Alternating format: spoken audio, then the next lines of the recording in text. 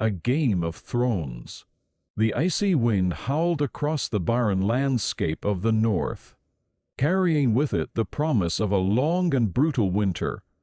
In the courtyard of Winterfell, the ancestral seat of House Stark, Lord Eddard Stark stood tall and grim, his grey eyes fixed upon the scene before him. His sons, Robb and Jon Snow, flanked him on either side, their young faces a mixture of determination and apprehension. Before them knelt a ragged man, his eyes wild with fear and exhaustion. He was a deserter from the Night's Watch, the ancient order that guarded the realm from the terrors beyond the wall. Lord Stark's hand rested on the pommel of ice, the great Valyrian steel sword of his house, as he prepared to carry out the sentence. In the name of Robert of the House Baratheon, the first of his name, King of the Andals and the First Men, Lord of the Seven Kingdoms and Protector of the realm, I, Eddard of the House Stark, Lord of Winterfell and Warden of the North, sentence you to die. With a swift, clean stroke, justice was done. As the life drained from the man's eyes, Ned turned to his sons, his gaze lingering on Jon. "The man who passes the sentence should swing the sword," he said solemnly. "Remember this, both of you." As they rode back to Winterfell, the weight of duty hung heavy in the air. Ned's mind wandered to the words the deserter had spoken before his death. Tales of White Walkers and the dead rising beyond the wall. Old wives' tales, most would say, but there was a desperation in the man's voice that gnawed at Ned's conscience. Their journey home was interrupted by a grisly discovery: a dead direwolf, a beast not seen south of the wall for centuries. Beside its massive corpse lay a litter of pups, mewling pitifully in the cold. 5 pups, one for each of the Stark children. And then, silent and apart, a 6th, an albino runt, its red eyes gleaming like embers in the snow. "This one's yours, Snow," Ned said, handing the white pup to Jon. Little did they know that this seemingly insignificant moment would set in motion events that would shake the very foundations of the Seven Kingdoms. Back at Winterfell, news arrived that would change everything. Jon Arryn, the Hand of the King and Ned's mentor, was dead. And King Robert Baratheon, Ned's old friend, was riding north with a royal procession. The air was thick with anticipation and unease as the castle prepared for the arrival of the king. When the royal party finally arrived, it was a spectacle of golden banners and shining armor. King Robert, once a powerful warrior, had grown fat and loud, but his booming laugh and bear hug for Ned spoke of a friendship forged in battle. Queen Cersei Lannister, however, was all cold beauty and calculated charm.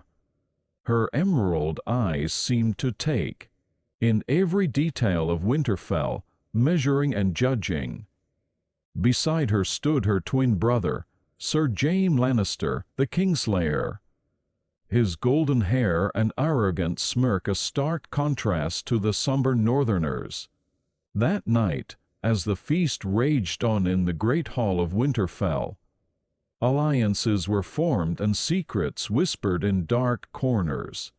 Ned's daughter Sansa was enchanted by the Golden Prince Joffrey, while his younger daughter Arya chafed at the constraints of ladylike behavior. In the quiet of the Godswood, Ned met with his wife, Catelyn, her auburn hair gleaming in the moonlight. She brought grave news: a letter from her sister Lysa, Jon Arryn's widow, warning that the Lannisters were responsible for her husband's death. "The king rides for a month, then we both go south," Ned said, his voice heavy with the weight of impending doom. "There is no other choice. I must be his hand to protect Robert and uncover the truth." As the royal visit continued, tensions simmered beneath the surface. The Stark children bonded with their direwolf pups, each forming a connection that seemed almost mystical.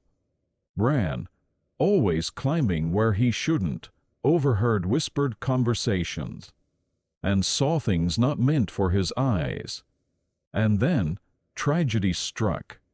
Bran fell from a high tower, plunging into a deep coma. The castle was plunged into mourning, and suspicions began to take root. Catelyn, convinced that Bran's fall was no accident, began her own investigation. As Ned prepared to leave for King's Landing, he was torn between his duty to his friend and king, and his love for his family. Jon Snow, never fully accepted by Catelyn, made the decision to join the Night's Watch. Following in the footsteps of his uncle Benjen, the journey south was fraught with tension. On the King's Road, an incident between Arya, Joffrey, and a butcher's boy led to the death of Sansa's direwolf, Lady. The rift between the Starks and Lannisters grew wider, a chasm that would soon engulf the entire realm. In King's Landing, Ned found himself thrust into a nest of vipers. The capital was a far cry from the honest simplicity of the North. Here, every smile hid a lie, every whisper carried the weight of treason. As Hand of the King, Ned began to unravel the mystery of Jon Arryn's death, each discovery leading him deeper into a web of deceit that threatened the very foundation of the Seven Kingdoms. Meanwhile, across the narrow sea, another story was unfolding. Daenerys Targaryen, the last son of the deposed royal family, was wed to Khal Drogo, a powerful Dothraki warlord. Her brother Viserys, cruel and half-mad, saw her as nothing more than a pawn in his quest to reclaim the Iron Throne. But Daenerys, meek and afraid at first, began to find her strength. In the harsh world of the Dothraki, she discovered a power within herself that had long lain dormant. And when she was gifted 3 petrified dragon eggs at her wedding, the last daughter of the dragon began to dream of fire and blood. Back in Winterfell, Catelyn's investigation led her to suspect the Lannisters in Bran's fall. When an assassin tried to finish the job, she decided to travel south in secret to warn Ned. Her journey took her to King's Landing, where she met with her childhood friend, Petyr Baelish, known as Littlefinger. His help came at a price, drawing her deeper into the dangerous Game of Thrones. In the capital, Ned's honorable nature clashed with the duplicitous court politics. He discovered that King Robert's children were not his own, but born of incest between Cersei and Jaime Lannister. This explosive secret, if revealed, would tear the realm apart. As Ned grappled with this knowledge, events spiraled out of control. King Robert, drunk and reckless, was mortally wounded on a hunt. On his deathbed, he named Ned protector of the realm until Joffrey came of age. But Ned, knowing the truth of Joffrey's parentage, could not in good conscience allow the boy to take the throne. In a fateful move, Ned confronted Cersei, offering her a chance to flee with her children before he revealed the truth to Robert. But he had underestimated the Queen's cunning and ruthlessness. When Robert died, Cersei moved swiftly.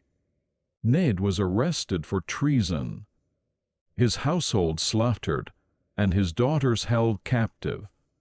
In the dungeons of the Red Keep, Ned faced an impossible choice: confessed to treason and denounced Joffrey as the rightful king, and his life would be spared. He would be allowed to join the Night's Watch, and his daughters would be safe. Varys, the enigmatic spymaster, urged him to think of his family. And so, on the steps of the great Sept of Baelor, Ned Stark the Honorable, the just, the true, confessed to treason. But honor and justice had no place in King's Landing. At the last moment, Joffrey, drunk on his newfound power, called for Ned's head. The crowd roared, the sword fell, and the Game of Thrones claimed its first major player. The news of Ned's execution spread like wildfire across the Seven Kingdoms. In the north, Robb Stark called his banners, marching south with an army to avenge his father and rescue his sisters. Catelyn, grief-stricken but determined, rode at her son's side. In King's Landing, Sansa was held hostage, forced to denounce her father as a traitor and write letters to her brother demanding his fealty to Joffrey. Arya, however, had escaped in the Chows, disguised as a boy and set on a perilous journey north. Across the narrow sea, Daenerys' story took a dramatic turn. When Khal Drogo fell ill, she turned to blood magic to save him, sacrificing her unborn child in the process. The price was too high. Drogo was left in a vegetative state, and the majority of his khalasar abandoned them. In a final, desperate act, Daenerys built a funeral pyre for Drogo. She placed her dragon eggs on the pyre and stepped into the flames herself. When the fire died down, she emerged unburnt, with 3 newly hatched dragons clinging to her. The last Targaryen had become the mother of dragons, and the Game of Thrones had gained a new and formidable player. As the first book of A Song of Ice and Fire drew to a close, the Seven Kingdoms were plunged into chaos. The War of the Five Kings had begun, with Robb Stark, Stannis and Renly Baratheon, Balon Greyjoy, and Joffrey Baratheon all laying claim to various crowns. In the far north, Jon Snow and the Night's Watch ventured beyond the Wall, unaware of the true threat gathering in the lands of Always Winter. And in the east, a young girl, with 3 infant dragons, set her sights on the throne that was taken from her family. The Game of Thrones had begun in earnest, and winter was coming. As the repercussions of Ned Stark's execution rippled across the Seven Kingdoms, each of the major houses found themselves drawn inexorably into the conflict. In the Riverlands, Catelyn's childhood home, Jaime Lannister led a campaign of terror and destruction, earning himself the moniker the Young Wolf.